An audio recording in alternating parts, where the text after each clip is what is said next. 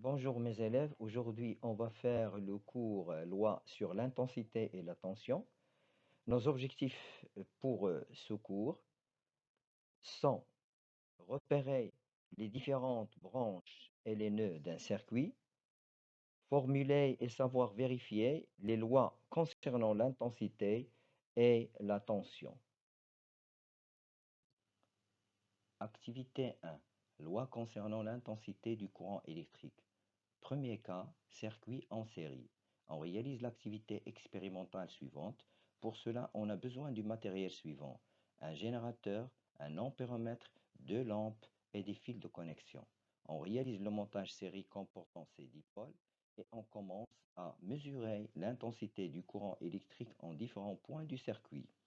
On mesure l'intensité I1 du courant électrique qui vient de sortir du générateur, puis I2 l'intensité du courant électrique qui vient de traverser la lampe L1, puis l'intensité I3 qui vient de traverser L2.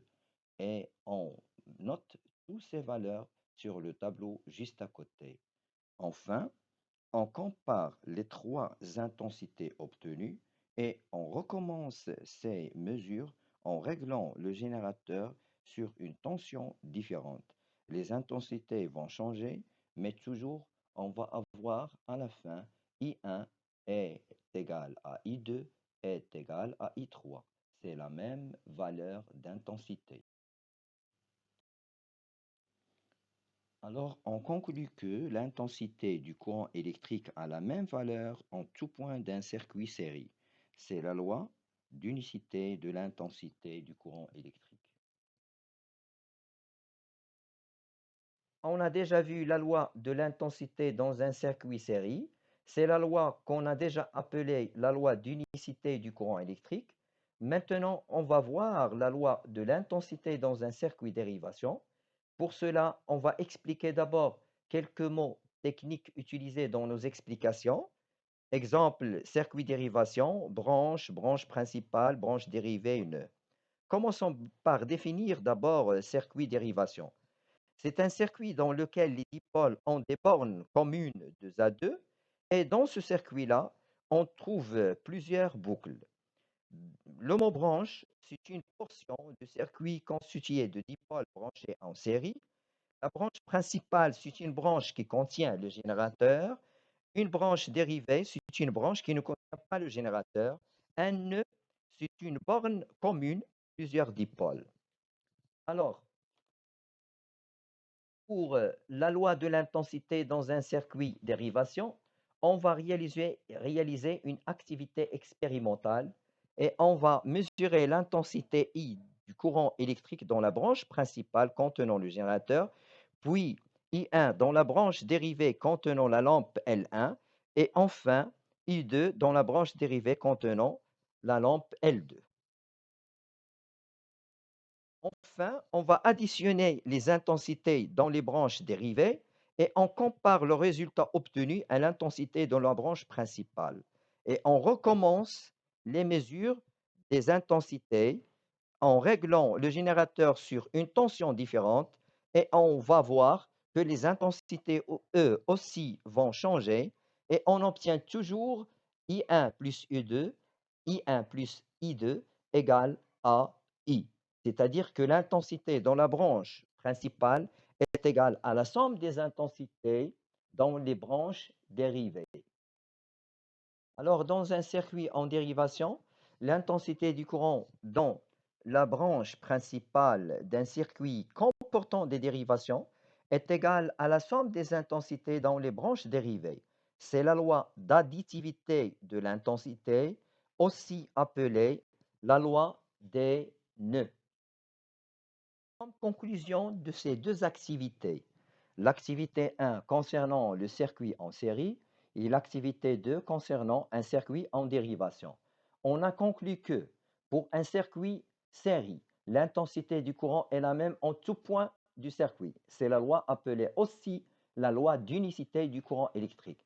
Et pour un circuit en dérivation, l'intensité du courant dans la branche principale est égale à la somme des intensités dans les branches dérivées. C'est la loi d'additivité de l'intensité ou la loi des nœuds. Activité 2, loi concernant la tension. Premier cas du circuit en série. On réalise l'activité expérimentale suivante. Pour cela, on a besoin du matériel suivant: générateur, deux lampes L2 et L3, 10 fils de connexion et un voltmètre. On réalise le montage série comportant le générateur et les deux lampes L2 et L3 et on branche le voltmètre en dérivation avec la lampe L3 pour mesurer la tension UAB.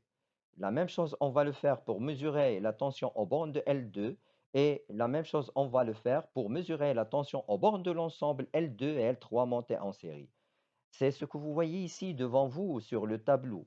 UAB, c'est la tension mesurée aux bornes de la lampe L3. UBC, c'est la tension mesurée aux bornes de la lampe L2. Et UAC, c'est la tension mesurée aux bornes de l'ensemble L2 et L3 montés en série. Les tensions UAB et UBC et on compare le résultat obtenu à la tension UAC. On constate que UAC elle est égale à UAB plus UBC. On recommence les mesures de tension en réglant le générateur sur une tension différente, exemple ici 6 volts et 4,5 volts, et on remarque que les tensions UAB et UBC et UAC ont changé. Et on remarque aussi et on constate que UAC est toujours égal à UAB plus UBC. On mesure la tension UAD aux bornes de la lampe L1, puis la tension UBC aux bornes de la lampe L2. On constate que les deux tensions sont égales. On recommence ces mesures en réglant le générateur sur une tension différente. Les tensions vont changer, mais ils sont toujours égales. On conclut que les tensions aux bornes de dipôles branchés en dérivation sont égales. C'est la loi d'unicité de la tension. Alors, comme conclusion, la tension aux bornes d'un ensemble de dipôles branchés en série est égale à la somme des tensions aux bornes de chaque dipôle. C'est la loi d'additivité de la tension. Les tensions aux bornes de dipôles branchés en dérivation sont égales. C'est la loi d'unicité de la tension. Maintenant, on va passer aux exercices d'application.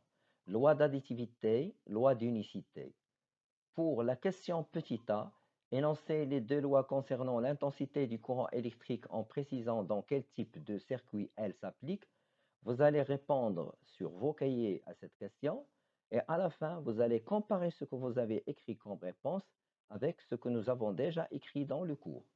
Pour petit b, en vous aidant du montage et des résultats déjà donnés, complétez le tableau ci-dessous. Pour répondre à cette question petit b, vous allez utiliser les lois suivantes.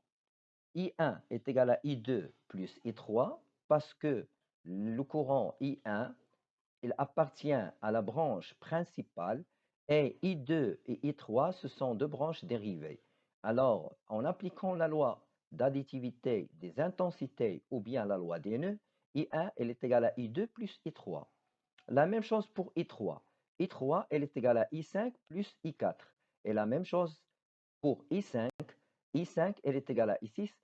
Pourquoi? Parce que L4 et L5 sont montés en série. C'est la loi d'unicité du courant électrique. On va appliquer tout ça pour répondre à ce petit tableau. Il ne faut pas oublier que une lampe grillée est équivalente à un interrupteur ouvert, c'est-à-dire le courant ne passe plus.